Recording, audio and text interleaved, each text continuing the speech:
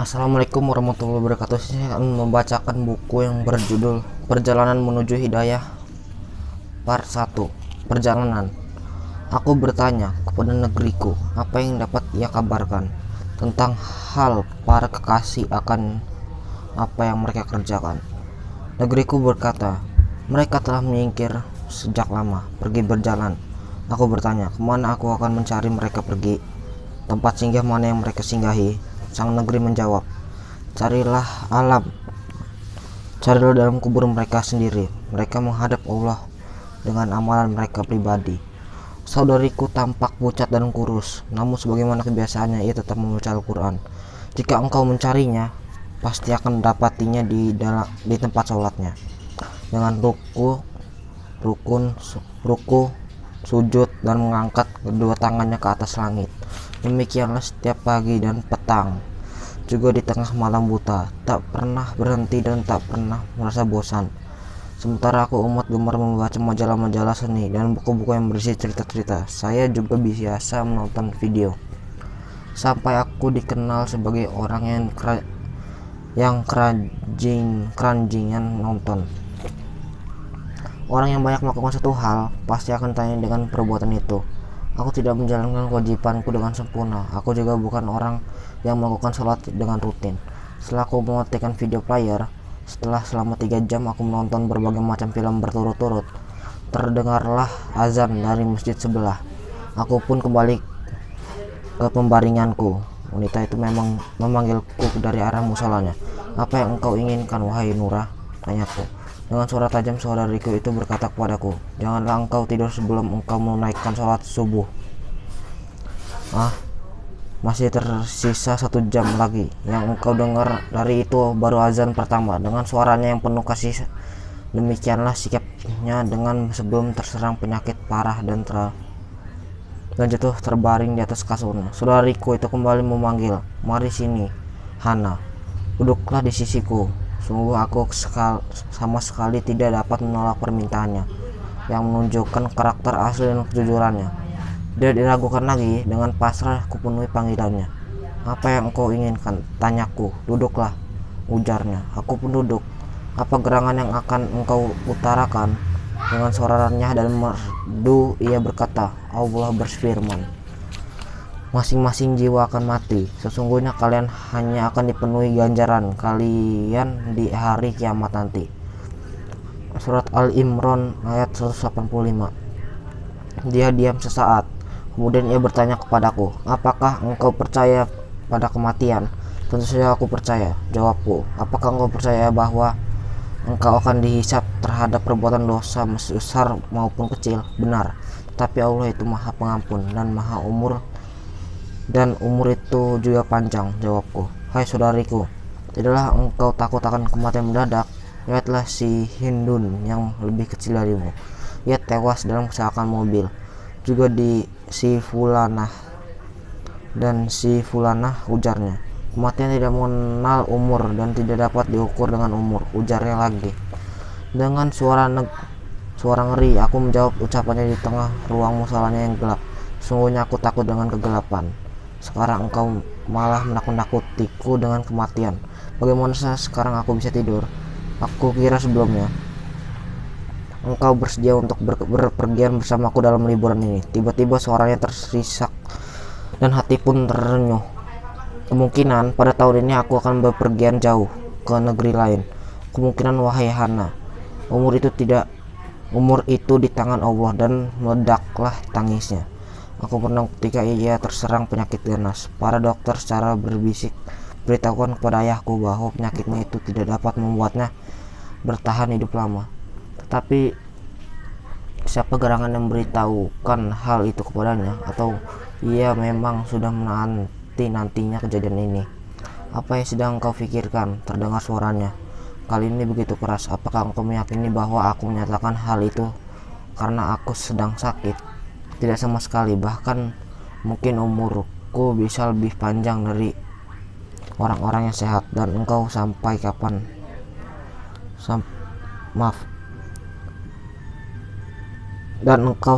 masih bisa hidup? Mungkin 20 tahun lagi. mungkin juga 40 tahun lagi. Kemudian apa yang terjadi? Tangannya tampak bersinar di tengah kegelapan dan dihentakkan dengan keras. Tak ada perbedaan antara kita semua. Masing-masing kita bisa akan pergi meninggalkan dunia ini, menuju surga atau neraka. Tidaklah engkau menyimak firman Allah, barang siapa dijauhkan dari neraka dan dimasukkan ke dalam surga, maka sungguh ia telah beruntung. Surat Al-Imran ayat 185. Semoga pagi ini engkau baik-baik saja. Dengan bergegas aku berjalan meninggalkannya, sementara suaranya mengetuk telingaku.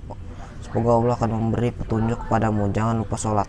Jam 8 pagi, aku mendengar ketukan pintu. Ini bukan waktu kebiasaanku untuk bangun. Terdengar suara tangis dan hiruk pikuk. Apa yang terjadi? Kondisi Nura semakin parah. Ayahku segera membawanya ke rumah sakit. Innalillahi wa innalillahi rojiun. Tidak ada tamasya pada tahun ini. Sudah ditakdirkan aku untuk tinggal di rumah saja tahun ini. Pada jam 1 waktu zuhur, ayahku menelpon dari rumah sakit. Kalian bisa menjenguknya sekarang. Ayo, lekas.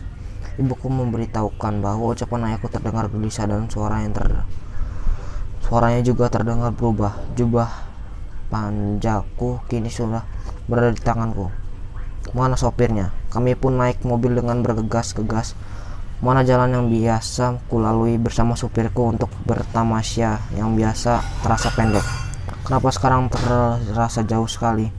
Jauh sekali. Mana lagi keramaian yang menyenangkan diriku agar aku bisa menengok ke kiri dan ke kanan. Mereka sekarang terasa menyebalkan dan menyusahkan. Ibuku berada di sampingku dengan mendoakan saudariku tersebut. Ia adalah wanita yang soleha dan taat. Aku tidak pernah melihat menyanyiakan waktu sedikit pun. Kami masuk melewati pintu luar rumah sakit. Terdengar suara orang sakit mengadu. Ada lagi orang yang tertimpa musibah kecelakaan mobil. Ada pula orang yang kedua, matanya bolong. Dan diketahui lagi apakah ia penduduk dunia dan penduduk akhirat. Sungguh pemandangan yang mengherankan yang belum pernah kusaksikan sebelumnya. Kami menaiki tangga dengan cepat. Ternyata dia berada di dalam kamar gawat darurat. Saya akan mengantar kalian kepadanya. Perawat meneruskan perkataannya bahwa ia seorang putri yang baik sekali dan ia menenangkan ibuku. Sesungguhnya dia dalam keadaan baik setelah tadi mengalami pingsan. Dilarang masuk lebih dari 1 orang. Demikian tertulis ini kamar gawat darurat. Melalui celah-celah beberapa orang dokter dan melalui celah-celah jendela kecil yang terdapat di kamar tersebut, aku melihat dengan kedua mata kepalaku sendiri saudariku Nurah sedang memandang ke arahku, sementara ibu berdiri di sampingnya. Setelah 2 menit kemudian, ibuku keluar tanpa bisa menahan air matanya. Mereka mengizinkanku masuk dan memberi salam kepadanya dengan syarat tidak boleh banyak berbicara kepadanya. 2 menit sudah cukup untuk saudari. Bagaimana kabarmu, wahai Nurah? Tanyaku. Kemarin sore engkau baik-baik saja. Apa yang terjadi pada dirimu? Dia menjawabku setelah terlebih dahulu menekan tanganku. Alhamdulillah, aku sekarang baik-baik saja, ujarnya lagi. Alhamdulillah. Tetapi tanganmu dingin, tanyaku. Aku duduk di sisi pembaringannya sambil mengelus-ngelus betisnya. Namun dia menyingkirkan betisku dariku. Maaf kalau aku mengganggumu. Oh tidak, aku hanya sedang memikirkan firman Allah. Dan bertaut betis kiri dengan betis kanan kepada Allah Rabbullah. Pada hari itu kamu dihalau. Surat Al-Qiyamah ayat 29-30. Hendaknya engkau mendoakanku, wahai saudariku Hana. Bisa jadi sebentar lagi kamu akan menghadapi permulaan alam akhirat. Perjalananku akan panjang, sementara bekalku amat sedikit. Air mataku kontan berderai dari kedua belah mataku. Begitu aku mendengar ucapannya, aku menangis. Tidak lagi sadar di mana aku berada. Kedua mataku terus mengalirkan air mata karena tangisan. Sehingga aku justru lebih mengkhawatirkan kondisiku daripada Nurah sendiri. Mereka sama sekali tidak terbiasa mendengar tangisan ini dan mengurung diri di kamarku. Seiring tenggelamnya matahari di hari yang penuh dengan kedukaan, muncullah keheningan panjang di rumah kami. Tiba-tiba masuklah saudari sepupu dari pihak ibuku dan saudari sepupu dari pihak ayahku. Kejadian-kejadian yang sangat cepat. Orang-orang banyak berdatangan. Suara-suara ribut pun terdengar bersautan. Hanya satu yang aku ketahui, lurah telah meninggal dunia. Aku tidak dapat lagi membedakan siapa yang datang. Aku juga tidak mengetahui lagi apa yang mereka ucapkan. Ya Allah, di mana aku dan apa yang sedang terjadi? Menangis pun. Aku sudah tidak sanggup lagi. Setelah itu, mereka memberitahuku bahwa ayahku menarik tanganku untuk mengucapkan selamat tinggal kepada saudariku untuk terakhir kalinya. Aku juga sempat menciumnya. Aku hanya ingat satu hal. Ketika aku melihatnya ditutupkan dari pembaringan maut, aku ingat akan kata-katanya. Ketika betis-betis bertautan, aku pun mengerti bahwa semuanya tergiring menuju Rabmo. Aku tidak ingat lagi bahwa aku pernah mengunjungi musolanya, kecuali pada malam itu saja, yakni ketika aku teringat siapa yang menjadi pasanganku di rahim ibuku. Karena kami adalah dua anak kembar, aku ingat siapa yang selalu menemaniku dalam kedukaan. Aku ingat siapa yang selalu menghilangkan kegundahanku, siapa pula yang mendoakan diriku untuk mendapatkan petunjuk, siapa pula yang berlinang air matanya sepanjang malam ketika ia mengajakku berbicara tentang kematian dan hari hisab. Allah yang menjadi tempat pemohon pertolongan. Inilah hari pertamanya di alam kubur. Ya Allah, berikanlah rahmat kepada di alam kubur. Ya Allah, berilah dia cahaya di dalam kuburnya. Ini dia mushaf Al-Qur'annya dan ini sejadahnya. Ini dan ini lagi. Bahkan ini adalah rok merahnya yang pernah dia nyatakan akan kusimpan untuk hari pernikahanku nanti. Aku juga ingat. Aku pun menangisi hari-hari yang telah berlalu itu. Aku terus saja menangis dan menangis berkepanjangan. Aku berdoa kepada Allah agar memberi rahmatnya kepadaku, memberi taubat dan mengampuni diriku. Aku juga berdoa semoga saudariku dia mendapatkan keteguhan dalam kuburnya, sebagaimana juga yang sering menjadi doa. Secara tiba-tiba aku bertanya kepada diriku sendiri, bagaimana bila yang meninggal dunia adalah diriku? Kemana kira-kira tempat kembaliku? Aku tidak mampu mencari jawaban karena besarnya rasa takut yang mencengkam diriku. Meledaklah tangisku dengan keras. Allahu Akbar, Allahu Akbar.